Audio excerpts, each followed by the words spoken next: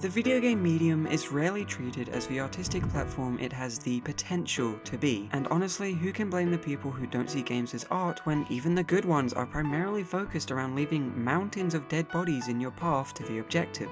Me. The answer is me. I blame them every damn day, I'll tell you what. But every now and then, a game comes along that really makes you feel something. More than just content, as you subject yourself to some good, mindless entertainment to drown out the harsh noises of life. While Sonic 06 for the PlayStation 3 and Xbox 2 also sparks a unique emotional response from its players, I'm referring to the contemplative marvel What Remains of Edith Finch. A walking simulator type interactive story where you play as Edith Finch. What? Almost an anthology of sorts, as you confront the so-called Finch family curse by exploring her childhood home and playing through the tales of her late family members meeting their early demise. Since its release, it's a game I've been enraptured by. Its clear creative vision and ambiguous storytelling is endlessly captivating for me. It's the story you come for, not the game itself, because it's just this for 2 hours.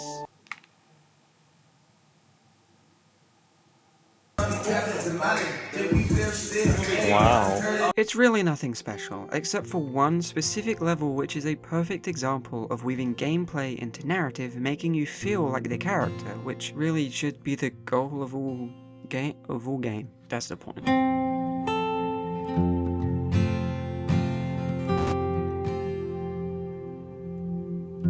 The end of our journey through the Finch lineage and home, we enter Lewis's bedroom, Edith's older brother who died at a work-related accident, which we play out, all while listening to a letter from his psychiatrist addressed to his mother. Newly sober, I believe Lewis first noticed the monotony of his daily life. The level starts with us grabbing a fish and moving it from one side of the screen to the other, waiting for the guillotine to come down and then throwing the fish onto the conveyor belt, and you just continue that cycle, rinse and repeat, all with the right stick. Then Ms. P, that's short for psychiatrist, explains that Lewis would often daydream, and we now take control of this with the left stick. You wander through a maze.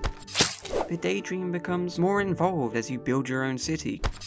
You sail the seas in this grand epic as you conquer cities. You fall in love with a cute boy, the fact that you can choose to not be gay. You become the king of an empire.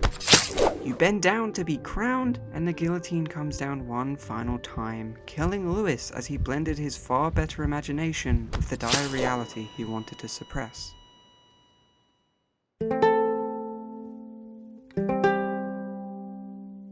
It's so easy to make the player feel like Lewis because so many of us already are. We work these mindless jobs so much they become second nature to us, which is what the game reflects with the right stick. The whole time you venture through the amazing imaginary world with the left stick, you're still doing that same boring, awful motion with the right stick. It goes on for so long you don't even realize you're doing it anymore. It becomes yet another noise you just want to drown out, exactly like a real job. Fully immersing you into the character through gameplay as it is intrinsically linked with the story. While the dialogue gets across its capitalism bad message, which is a very sharp observation, I think I'm the first person to say that, the gameplay itself aligns with that theme, that it can be communicated to the audience with solely the gameplay. Of course, these two complement each other, which is what differentiates and elevates, depending on who you ask, video games against other art mediums, as there's so many elements coordinating with each other so you don't just identify with the character, but homie, you are the character.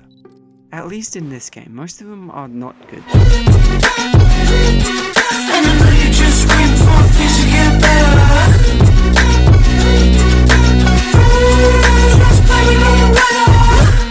You know, there were so many drafts of this. One of them, there was a bit where I was like, you get trapped in a dead-end job, and the game demonstrates this because Lewis is literally in a dead-end job because he dies. I'm glad I cut that.